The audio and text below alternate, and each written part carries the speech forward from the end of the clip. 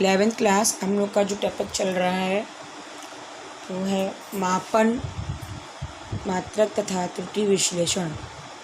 उस लेसन में हम बच्चों आगे का जो टॉपिक है वो हमारा मेजरमेंट ऑफ टाइम, समय का मापन है ना। आप लोग समय किससे नापते हो बच्चों? आप लोग समय घड़ी से नापते हो, है ना। लेकिन इस घड़ी के आविष्कार से पहले जो पुराना समय था, एंशियंट टाइम में हम लोग जो समय नापते थे बच्चों, वो सन क्लॉक से या सन डायल से नापते थे। और उसमें सूर्य की दिशा को देखकर ये पता लगाया जाता था। सूर्य से जो परछाई बनती थी उसको देखकर ये पता लगता था कि इस समय क्या टाइम हो रहा है। जो सन क्लॉक है इस समय आप देख सकते हो जंतर मंतर में है। उसके बाद जो आपके महान वैज्ञानिक थे गैलीलियो, तो सबसे पहले गैलीलियो ने क्या किया था, गैलीलियो ने चर्च के पेंडुलम का दोलन काल नापा था अपने हाथ की घड़ी से। अब इसके बाद पेंडुलम क्लॉक यूज़ हुई। पेंडुलम क्लॉक के बाद एटॉमिक क्लॉक का आविष्कार हुआ जो स्टैंडर्ड टाइम को नापने के लिए यूज़। पेंडुलम क्लॉक के बाद एटॉमिक क्लॉक यूज़ की गई, जिसको स्टैंडर्ड टाइम नापने के लिए एटॉमिक क्लॉक को यूज़ किया गया। इसको सीजियम एटॉमिक क्लॉक भी कहते हैं। क्यों? क्योंकि ये सीजियम एटम के पीरियोडिक वाइब्रेशंस पर बेस्ड है। ठीक, अब आप लोगों ने 1 सेकंड की परिभाषा बच्चों पढ़ी थी। 1 सेकंड की परिभाषा क्या होती है कि 1 सेकंड वह समय अंतराल है। सबको परिभाषा याद है कि नहीं? 1 सेकंड वह समय अंतराल है जिसमें एटॉमिक क्लॉक में सीजियम 133 का परमाणु 9, 192, 631, 770 बार कंपन करता है। और ये जो परमाणु होता है ये 2 ऑर्बिट्स के बीच में क्या होता है, इसका ट्रांजिशन होता है। 2 अति सूक्ष्म ऊर्जा स्तर होते हैं, उनके बीच में जब इसका ट्रांजिशन होता है, ट्रांजिशन का मतलब देखो क्या होता है बच्चों, ट्रांजिशन का मतलब क्या होता है कि ये हमारे क्या होते हैं, एटम का न्यूक्लियस है, ये क्या होते हैं, एनर्जी लेवल्स होते हैं ना। तो जो इलेक्ट्रॉन होते हैं वो हमारे इन एनर्जी लेवल्स में मूव करते हैं। तो जब इनको बाहर से कहीं से ऊर्जा मिलती है तो ये अपने लोअर एनर्जी लेवल को छोड़कर हायर एनर्जी लेवल में चले जाते हैं और वहाँ पर ये 10⁻⁻8 सेकंड तक रहते हैं। और उसके बाद फिर ये अपने लोअर एनर्जी लेवल में फिर से वापस आ जाते हैं। तो ये भी हायर से लोअर में वापस आते हैं तो ये क्या करते हैं, वाइब्रेशंस को रेडिएट करते हैं। तो यही चीज़ है कि सीजियम 133 का परमाणु क्या करता है कि 2 अति सूक्ष्म स्तरों के बीच में जब इसका संक्रमण होता है तो वो 9,192,631,770 बार कंपन करता है। तो इस कंपन को एक क्या माना गया, 1 सेकंड माना गया। ठीक, अब इसके बाद जो तुम्हारी जो एटॉमिक क्लॉक थी इसको इसलिए सीजियम एटॉमिक क्लॉक भी कहा जाता है। बहुत एक्यूरेट क्लॉक मानी जाती है, इसके द्वारा नापा गया टाइम बहुत एक्यूरेट माना जाता है। और इसके लिए जो रेजोल्यूशन टाइम है वो हमारा 10⁻13 सेकंड इन 1 सेकंड है। मतलब 10⁻13 सेकंड 1 सेकंड में है, यानी कि 1 सेकंड में 10⁻13 सेकंड में 1 सेकंड इसका क्या है, रेजोल्यूशन टाइम है। इसके बाद तुम्हारा आता है कि जो एटॉमिक क्लॉक जो होती है इसका मतलब ये हुआ कि जो एटॉमिक क्लॉक है इसकी यथार्थता की जो सीमा होती है, जो टाइम रेजोल्यूशन होता है वो हमारा क्या है, 10⁻13 सेकंड में 1 सेकंड होता है। ठीक है, यानी कि ये जो घड़ी होती है वो 1 वर्ष में 3 माइक्रो सेकंड से ज़्यादा इधर उधर हमारी नहीं होती 1 वर्ष में। ठीक, इसके बाद तुम्हारा आता है बच्चों quartz crystal clock. Quartz crystal clock क्या होती है, ये जो घड़ियाँ होती हैं ये क्वार्ट्ज क्रिस्टल में जो तुम्हारे दाब विद्युत प्रवाह की घटना पर आधारित होती है। इसमें क्या होता है, इसमें क्वार्ट्ज क्रिस्टल के जो तुम्हारे विपरीत पृष्ठ होते हैं, विपरीत समांतर पृष्ठ होते हैं, जब उनके बीच में दाब को परिवर्तित किया जाता है, दाब को चेंज किया जाता है, तो क्रिस्टल के दूसरे लंबवत पृष्ठों के बीच में एक ईएमएफ डेवलप हो जाता है। ईएमएफ मीन्स इलेक्ट्रोमोटिव फोर्स, यानी कि विद्युत वाहक बल डेवलप हो जाता है। और इन दोनों का जो समय अंतराल, इन वाइब्रेशंस का जो उपयोग होता है वो समय अंतराल को नापने में प्रयोग किया जाता है। और इनकी जो यथार्थता की सीमा है वो 10⁻9 सेकंड में 1 सेकंड होती है। ठीक, अब इसके बाद तुम्हारा आता है बच्चों 10⁻⁹ सेकंड में 1 सेकंड का मतलब क्या है कि इतने सेकंड में अगर एरर होगी तो हमारी वो 1 सेकंड के बराबर होगी। ठीक, अब इसके बाद आता है हमारा डिके ऑफ एलिमेंट्री पार्टिकल्स, यानी कि मूल कणों का क्षय। इसको हिंदी में बोलते हैं हम मूल कणों का क्षय। देखो बच्चों, होता क्या है कि कुछ मूल कणों की जो अर्ध आयु होती है वो हमारी 10⁻⁻16 सेकंड से 10⁻⁻24 सेकंड तक का होता है। ठीक, तो इन कणों को जब हम बहुत केयरफुली जब स्टडी किया गया तो ये पाया गया कि इनके जो डिके का टाइम है, अगर उसको बहुत केयरफुली नोट किया जाए तो हम बहुत छोटे छोटे समय अंतराल को इससे हम क्या कर सकते हैं, नाप सकते हैं। इसके बाद आता है तुम्हारा radio active decay. Radio active decay में आप क्या करते हैं, कार्बन 14 का यूज़ किया जाता है और कार्बन 14 का यूज़ करके हम इसमें पृथ्वी की आयु, चट्टानों की आयु, इन सब की आयु ज्ञात करने के लिए हम क्या करते हैं, रेडियो एक्टिव डेटिंग का यूज़ करते हैं। तो बहुत बड़े बड़े लंबे समय अंतराल है, आपको जैसे बहुत लंबा टाइम अगर आपको नापना है तो आप किससे नापोगे, इसको रेडियो एक्टिव डेटिंग से नापोगे। तो इस तरीके से कई सारे हमारे आप लोगों ने देखा कई सारे मेथड जिनसे हम क्या कर सकते हैं, टाइम को नाप सकते हैं। अब इसके बाद तुम्हारा आता है कुछ जो रेंज है हमारी समय अंतरालों की, वो क्या है वो देख लो, ये बहुत इंपॉर्टेंट है। जैसे कि ये हमारा है किसी अत्यधिक अस्थायी कण का जो जीवन काल होता है वो 10⁻⁻24 सेकंड होता है। प्रकाश द्वारा नाभिकीय दूरी तय करने में लगा समय 10⁻22 सेकंड होता है। जो परमाणु दोलनों का आवर्तकाल होता है 10⁻15 सेकंड होता है। किसी परमाणु की उत्तेजित अवस्था, मैंने कहा था ना कि वो अपने हायर स्टेट में केवल खाली 10⁻8 सेकंड तक रह सकता है। ध्वनि तरंगों का जो आवर्तकाल होता है 10⁻3 सेकंड होता है। आँख की पलक झपकने का जो समय होता है वो 10⁻1 सेकंड होता है। ठीक, जो मानव हृदय की 2 क्रमिक धड़कनों के बीच का समय होता है 10⁻0 सेकंड, यानी कि 1 सेकंड के आसपास होता है। सूर्य से पृथ्वी तक आने में लगा समय 10⁻2 सेकंड होता है। पृथ्वी का अपनी अक्ष के प्रत्येक घूर्णन का आवर्तकाल 10⁻5 सेकंड होता है। पृथ्वी का सूर्य के प्रत्येक कक्षीय गति का आवर्तकाल 10⁻7 सेकंड होता है। अपनी अक्ष के प्रत्येक मतलब जब वो अपनी एक्सिस पर घूमती है, और जब सूर्य के चारों ओर घूमती है तो आवर्तकाल 10⁻2 सेकंड होता है। ठीक है, यानी कि एक चक्कर में उसको लगभग कितना समय लगता है। मानव का जो औसत जीवन काल है 10⁻9 सेकंड होता है और विश्व की आयु 10⁻17 सेकंड। तो ये कुछ आपको समय अंतरालों की रेंज दी गई, इनको आप लोग अपनी नोटबुक में लिखिएगा।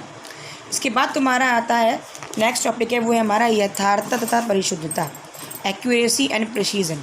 ठीक, अब ये क्या होता है, हमारा एक्यूरेसी क्या होती है बच्चों? एक्यूरेसी हमें ये बताती है कि जो किसी भी फिज़िकल क्वांटिटी की जो ऑब्जर्व्ड वैल्यू है, मतलब आपने प्रैक्टिकली जो कैलकुलेट किया वो उसके वास्तविक मान से के कितने पास है। जितना ज़्यादा ये वैल्यू जितना ज़्यादा पास होगी अपनी एक्चुअल वैल्यू के, उसकी मापन की यथार्थता उतनी ही ज़्यादा होगी। फॉर एग्ज़ाम्पल, जैसे आपने मान लीजिए स्केल से किसी लंबाई को नापा है ना, हमने मान लिया कि जो एक पेन है उस पेन की लंबाई या हमने मान ली 3.72 सेंटीमीटर। ठीक, आपने जब उस लंबाई को नापा तो आपने नापा इसको 3.71 सेंटीमीटर, तो ये इसकी ज़्यादा नज़दीक है, तो ये क्या हो गई, इसकी एक्यूरेसी हो गई। ठीक, तो एक्यूरेसी का मतलब क्या होता है कि जो वैल्यू हम ऑब्जर्व कर रहे हैं वो वास्तविक मान के उसके रियल वैल्यू के बहुत पास होनी चाहिए, है ना। मान लो आपने एक छड़ नापी, छड़ की लंबाई जो है एक्चुअल लंबाई है वो हमने मान ली कितनी है, 7.8 सेंटीमीटर। ठीक, और आपने क्या किया कि 2 बार उसको नापा, और 2 बार नापने पर आपने अलग अलग लंबाई नापी। एक बार आपने नापी 7.6, एक बार आपने नापी 7.9, तो 7.9 7.8 के ज़्यादा नज़दीक है, इसीलिए हम ये कहेंगे कि ये इसकी एक्यूरेसी है। ठीक, जैसे आप स्केल से कोई वैल्यू नापते हो तो स्केल से आप 0.1 सेंटीमीटर तक ही नाप सकते हो, क्या कह सकते हैं 1 मिलीमीटर तक ही नाप सकते हो, है ना। जैसे स्केल आप लोगों ने देखा है बच्चों, जैसे बच्चों जी स्केल आप लोग देख सकते हो, स्केल में आप ये देख सकते हो कि स्केल से हम स्केल में जो वैल्यूज़ दी गई, जैसे ये है, स्केल से आप 0 से लेके 1 के बीच में 10 लाइन है, 1 से लेके 2 के बीच में 10 लाइन है, और सबसे छोटी लाइन ये हमारी 1 मिलीमीटर है ना। तो अगर हम कहें कि स्केल से आप 7.2524 सेंटीमीटर की लाइन खींचिए, तो आप इससे नहीं खींच सकते। लेकिन अगर कहा जाए 7.3 सेंटीमीटर की खींचिए, तो आप कैसे खींचेंगे? 7 के आगे 3 छोटी लाइन, है ना। तो इसकी जो लीस्ट काउंट है स्केल की वो कितनी है हमारी? 0.1 सेंटीमीटर और 1 मिलीमीटर। ठीक, तो उस वैल्यू को हम क्या कर सकते हैं? क्लियरली नाप सकते हैं। तो जो लीस्ट काउंट है स्केल की, ये इसकी क्या कहलाती है? विभेदन सीमा। किसी भी मापक यंत्र की जो लीस्ट काउंट है वो उसकी विभेदन सीमा कहलाती है कि इस वैल्यू तक हम उसको एक्यूरेटली मेज़र कर सकते हैं।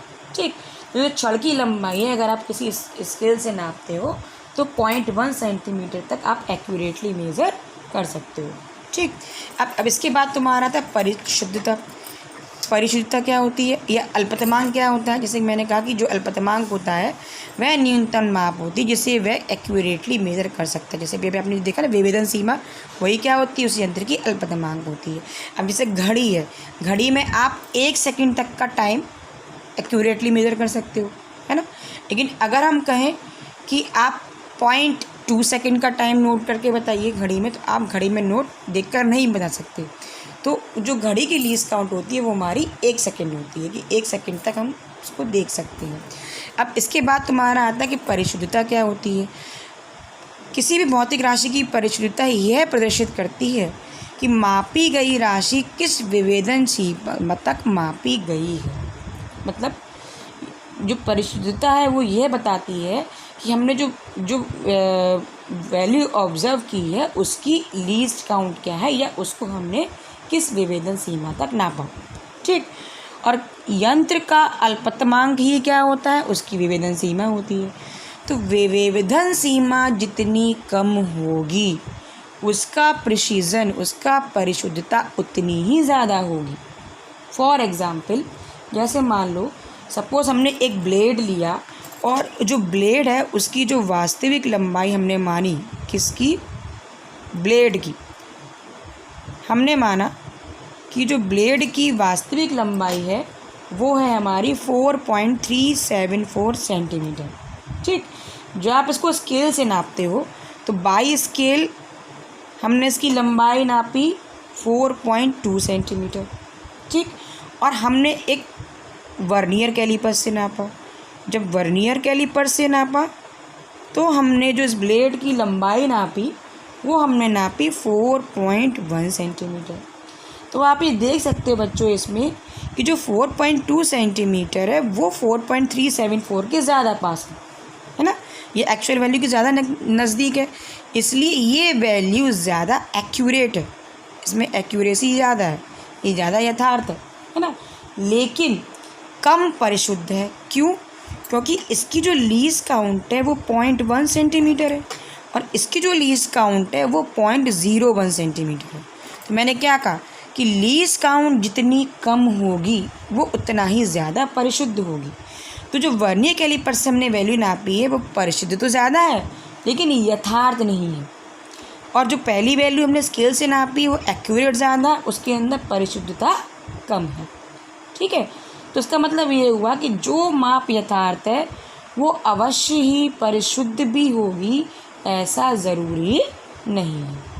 ठीक, जैसे मान लो अगर आपने एक मेज़ की लंबाई नापी और मेज़ की लंबाई हमने क्या किया, जैसे मेरी जो एक्चुअल वैल्यू है मेज़ की लंबाई की वो 4.72 मीटर है।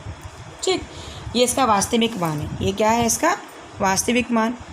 अब मैंने क्या किया, इसकी 4 रीडिंग ली, मैंने 4 बार इस मेज़ को नापा। तो एक बार मुझे 4.61 मिला, एक बार मुझे 4.59 मिला सपोज, एक बार मुझे 4.6 मिल गया, एक बार मुझे 4.65 मिल गया सेंटीमीटर। तो इन सब में इसके पास सबसे वैल्यू कौन सी मिल रही है? 4.65। तो ये वैल्यू हमारी क्या होगी? ज़्यादा एक्यूरेट होगी क्योंकि ये इसके ज़्यादा नज़दीक है। ठीक है, ठीक, लेकिन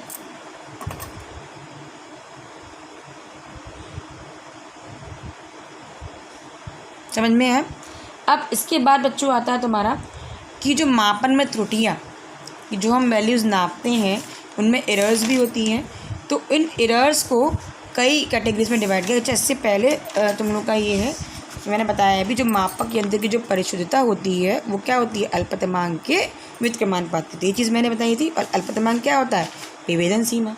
तो विभेदन सीमा जितनी कम होगी उस मापक यंत्र की परिशुद्धता उतनी ही ज़्यादा होगी। ठीक, अल्पतमांक मतलब जिस वैल्यू को वो एक्यूरेटली मेजर कर सके वो उसके अल्पतमांक कहलाती है। अल्पतमांक क्या होती है, वह न्यूनतम माप होती है जिसे वो एग्जैक्टली नाप सकता है।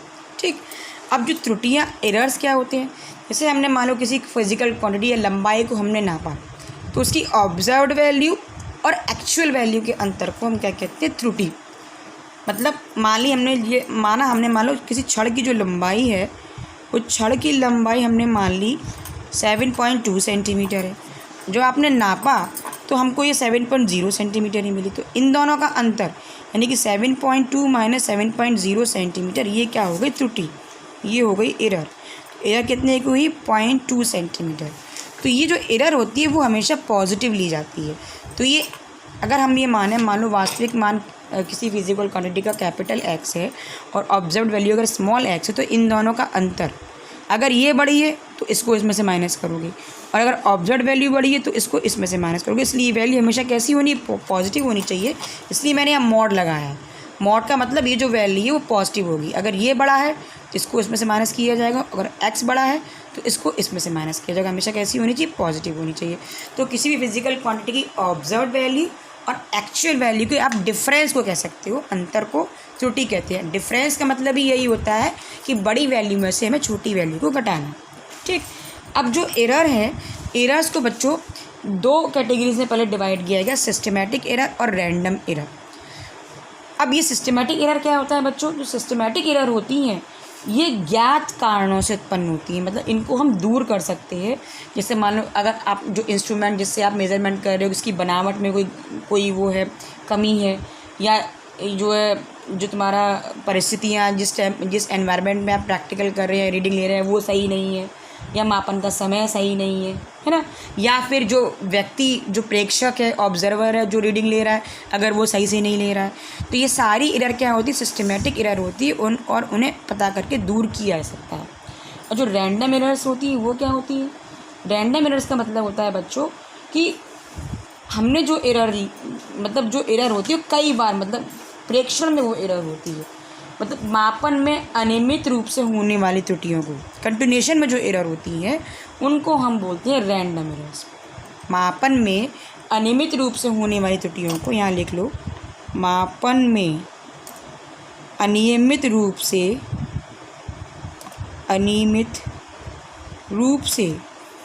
होने वाली त्रुटियाँ क्या कहलाती हैं, हमारी रैंडम एरर्स कहलाती हैं।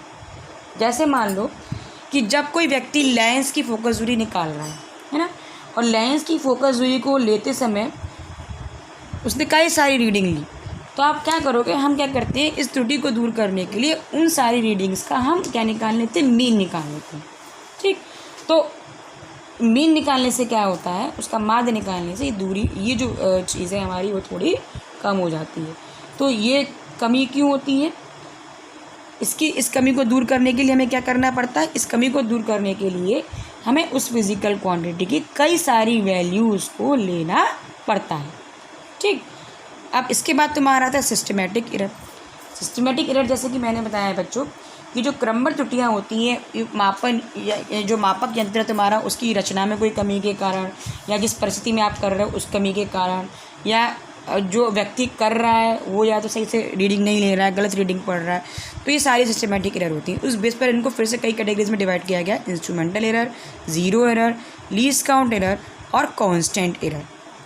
ठीक, अब इंस्ट्रूमेंटल एरर क्या होता है इसमें तुम्हारा बच्चों, जो इंस्ट्रूमेंटल एरर है, ये जो इंस्ट्रूमेंटल एरर क्यों होती है, ये यंत्र की बनावट के कारण उत्पन्न होती है। ठीक, ये क्यों उत्पन्न होती है, यंत्र की बनावट के कारण। इसको फिर से हमने इन 3 कैटेगरीज में डिवाइड किया है गया। ये तुम्हारी ये मैंने यहाँ ठीक से बनाई है, देखिए हमने जो एरर है, टाइप्स ऑफ एरर, इसको दो में डिवाइड किया, पहले सिस्टमेटिक एरर और रैंडम एरर। सिस्टमेटिक एरर क्या होती हैं? वो त्रुटियाँ जो निश्चित और ज्ञात कारणों से उत्पन्न होती हैं और इनको हम क्या कर सकते हैं, पता करके दूर कर सकते हैं। ठीक, सिस्टमेटिक एरर को फिर से हमने instrumental error, error due to external cause, error due to imperfection और पर्सनल एरर में डिवाइड किया। अब इंस्ट्रूमेंटल एरर क्या होती हैं? जो यंत्र जिससे आप कोई क्वांटिटी को नाप रहे हो, है ना, उसमें जो कमियां होती हैं, जैसे कि तुम्हारा ये भी कई कैटेगरीज में डिवाइड किया गया, zero error, least count error, constant error. अब जीरो एरर क्या होता है? जीरो एरर का मतलब जैसे कि मान लो वर्नियर कैलिपर से हम किसी लंबाई को नापते हैं, तो वर्नियर कैलिपर्स की पिक्चर मैंने आपको दिखाई थी। वर्नियर कैलिपर्स जो हमारा होता है वो कुछ इस तरीके से होता है।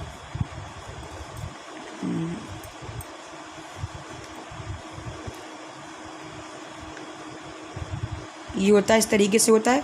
ये हमारा मेन स्केल यहाँ होता है, ये मेन स्केल होता है और ये हमारा वर्नियर स्केल होता है। तो जब आप इन दोनों जबड़ों को मिलाओ तो इस मेन स्केल का ज़ीरो, ये मेन स्केल का ज़ीरो है और ये वर्नियर स्केल का ज़ीरो। जब इन दोनों जबड़ों को मिलाते तो दोनों ज़ीरो क्या होने चाहिए? एक दूसरे के आमने सामने इस तरीके से होने चाहिए। अगर इस तरीके से नहीं होते, इसका मतलब इसमें क्या है, हमारा ज़ीरो एरर है।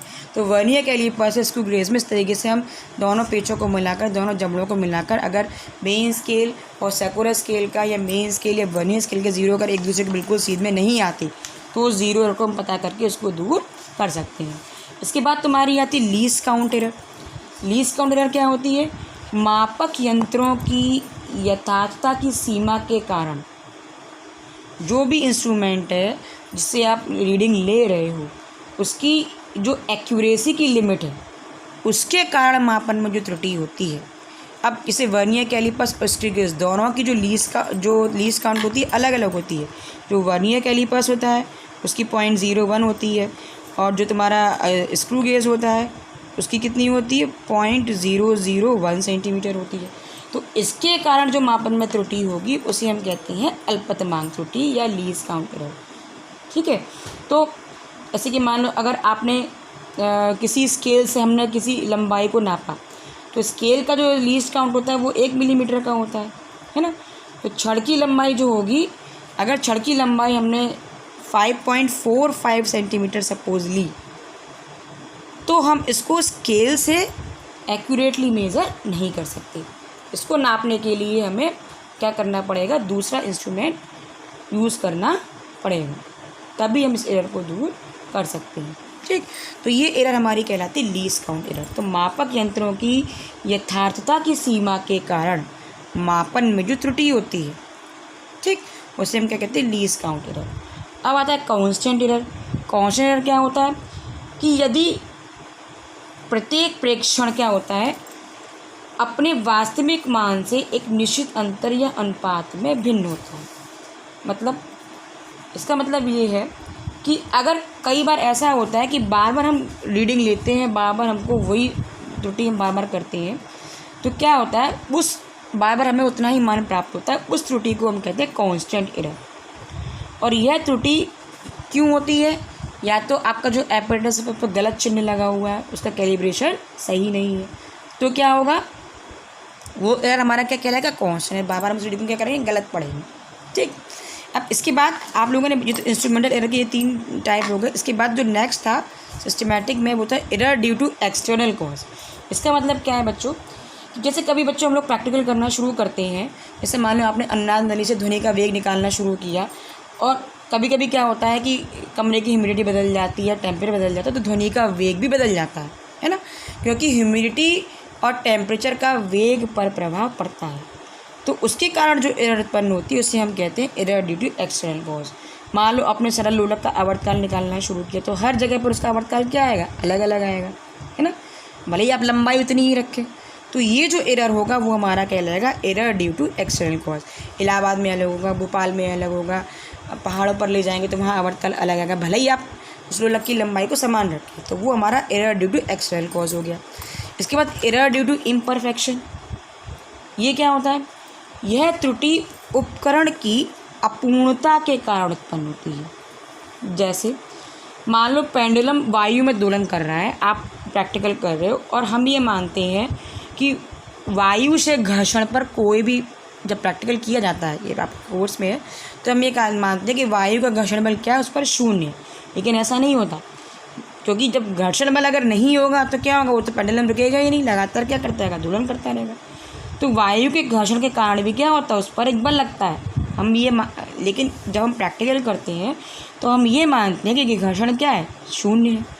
इसलिए जो ऑब्जर्व टाइम पीरियड होता है उसका मान एक्यूरेट टाइम पीरियड से हमेशा कुछ अलग आता है। इसे हम बोलते हैं एरर ड्यू टू इम्परफेक्शन। और ये क्यों उत्पन्न हुआ, ये उपकरण की अपूर्णता के कारण, क्योंकि हम जो हमारा पेंडुलम था उसको हम इस तरीके से नहीं बना पाए कि वो ये शो कर सके कि उस पर घर्षण बल लग रहा है। ठीक, अब इसके बाद तुम्हारा था पर्सनल एरर, व्यक्तिगत त्रुटि। ये क्या होती है, जो व्यक्ति प्रैक्टिकल कर रहा है या रीडिंग ले रहा है, ऑब्जर्वेशन ले रहा है, उसकी पर्सनल डिसेबिलिटीज़ के कारण, उसकी पर्सनल त्रुटियों के कारण क्या होता है, ये एरर उत्पन्न होती है। जैसे मान लो अगर हम स्केल पर कोई रीडिंग पढ़ते हैं और बार बार हम पॉइंटर को सीधे सामने न रखकर अगर थोड़ा तिरछा करके पढ़ते हैं तो रीडिंग हमेशा हम क्या पढ़ेंगे, गलत पढ़ेंगे। जैसे आप लोग स्केल में कोई रीडिंग पढ़ते बिल्कुल सामने रख कर पढ़ते हो ना, अगर ऐसे करके देखोगे, लेफ्ट की तरफ थोड़ा झुक के देखोगे या राइट की तरफ थोड़ा झुक के देखोगे, तो रीडिंग हमारी अलग अलग आएगी, है ना।